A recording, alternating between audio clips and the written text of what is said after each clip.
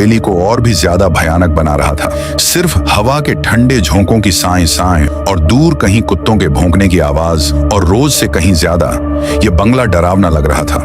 तभी अंदर से एक चिल्लाने वाली आवाज आई जिसने उस सन्नाटे को एकदम से शांत कर दिया। अंदर पायल अपनी माँ पर चिल्लाकर बोली, माँ, ये क्या जुल्म है? मैं तुम्हारे कहने पर अपना कॉलेज, अपनी दोस्ती सब छोड़कर इस टूटी फूटी हवेली में आ गई और अब तुम कह रही हो कि मुझे यहाँ एक हफ्ता रुकना होगा।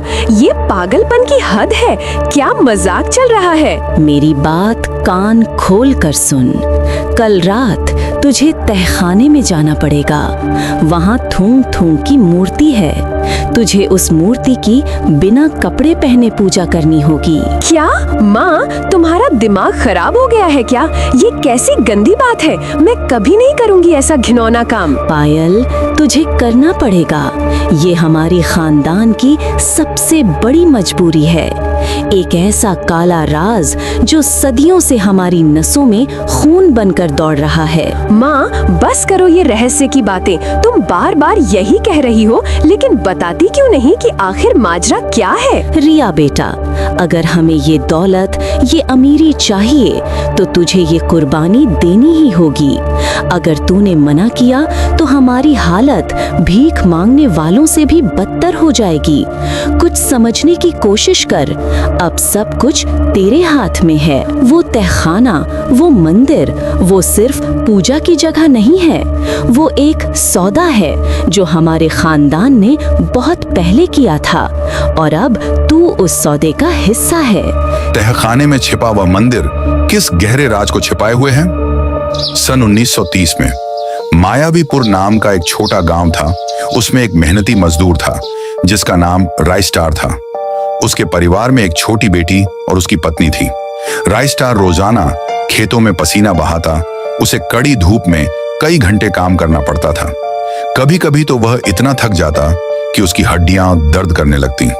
वह जानता था कि वह बहुत मेहनत कर रहा है और वजनदार बोरियान उठा रहा है, लेकिन उस सब के बदले में उसे मिलता क्या था? सिर्फ 2 वक्त की रोटी, और वह भी अक्सर मुश्किल से ही मिल पाती थी। उसकी छोटी सी बेटी और पत्नी अक्सर पेट भर खाना नहीं खा पाते थे। वह अक्सर गांव के सरपंच जी के बड़े बंगले को देखता था और उसके मन में एक जलती हुई टीस उठती थी। वह सोचता, क्यों मेरी मेहनत का फल और मेरी पूरी ताकत हमेशा दूसरों की थाली में जाती है? क्यों मैं, जो जमीन पर मिट्टी में सनकर काम करता हूं, वह भीख मांगने जैसी जिंदगी जी रहा हूं, जबकि वह सेठ जो कभी मेरे जैसा ही था अब आलीशान महलों में रहता है। दोपहर का समय था। सूरज आग उगल रहा था। रायस्टार और उसके दोस्त रमेश सारा काम खत्म करके दोनों खेत के किनारे पुराने पेड़ की घनी छांव में चर्चा कर रहे थे। रायस्टार का चेहरा उदास था। रमेश ने पूछा, इतना उदास क्यों है मेरे यार? क्या बात है? इस बार भी क्या फसल में कोई दिक्कत आ गई? कहीं पानी कम पड़ गया या खाद? रायस्टार बोला, वो बात नहीं है रमेश। फसल तो जैसी आनी थी वैसी ही आई है, मगर यार दिन रात खेतों में हड्डियां तोड़ो, अपनी जवानी और खून पसीना बहा दो, और मिलता क्या है? सिर्फ 2 वक्त की रोटी, वो भी आधी अधूरी। पेट भर जाए तो बड़ी बात है, और वो साला सेठ बिना एक बूंद पसीना बहाए महल में ऐश कर रहा है। बढ़िया गाड़ी, नया कपड़ा, हर मौसम में आराम। ये कैसा मजाक है रमेश? क्या वो सेठ सोने का चम्मच लेकर पैदा हुआ था?